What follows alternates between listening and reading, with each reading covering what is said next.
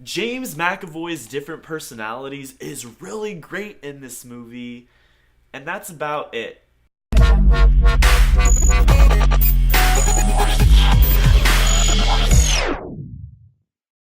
Hey, thanks for checking out EskimoTV. I'm your host, Jason Escamilla, and today I'm reviewing Glass, which is directed by M. Night Shyamalan and is the conclusion to Unbreakable and Split.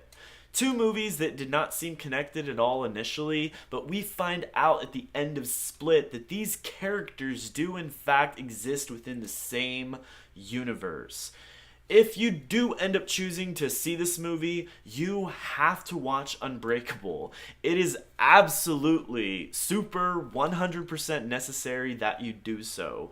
I had only seen Split, which I really like that movie, but before going to watch Glass, I forced myself to watch Unbreakable, which I thought was a bit slow with its storytelling, but I was really happy that I did because I really would have been lost in Glass and would have been more disappointed than what I already was.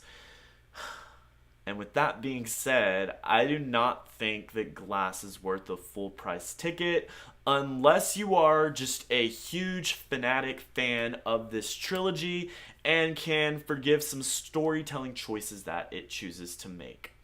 Glass primarily takes place at a mental institution as Bruce Willis, Samuel L. Jackson, and James McAvoy's characters are attempted to be cured of their belief that they are superheroes by a psychiatrist played by Sarah Paulson.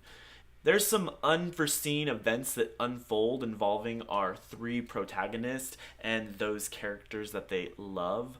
The film attempts to get you to wonder about the final outcome and how these men will interact with each other at the very end of it all. The really sad part about Glass is that I felt that it had shades of good moments, particularly almost any scene featuring James McAvoy.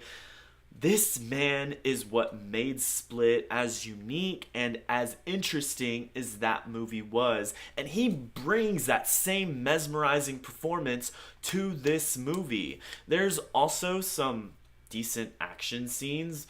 I love that there's not lots of shaky cam and everything looked fairly realistic and in focus. The problem Glass mainly has is the execution of the story and the uncompelling finale that is the result, in my opinion, of unconvincing character motives. The film gives these men reasonings for doing what they do at the very end of the movie, which I will not spoil, but it all felt artificial and far-fetched, as if these actors were just doing what scripts told them to do and not very natural to what their real characters would do. I didn't find myself getting lost in the story because I could not buy into any of their motives. In addition to the men, Anya Taylor-Joy, who plays Casey in Split, she's the young girl abducted in the last film that survives. She decides to interact with McAvoy's character in a very unexpected way. Look, if someone kidnapped me and was super crazy, I sure as hell would not want to ever see or interact with them ever. The movie explains why she feels like she was helped by McAvoy, but his help is very indirect and unintentional that I still would not want anything to do with his character. All these unrealistic motivations gave me a hard time buying into certain choices that the characters make, and in the end was an underwhelming disappointment. Also, this movie has pacing issues within the middle portion of it, as scene after scene had so much talking and exposition that I didn't think all was absolutely necessary. After the setup, so many expository details just drug the story into something that became a chore to watch for some time. Luckily, the stale dialogue was saved by some decent action at the end that led to somewhere I did not care too much for, but it was way less miserable than sitting through so many scenes of bland conversations.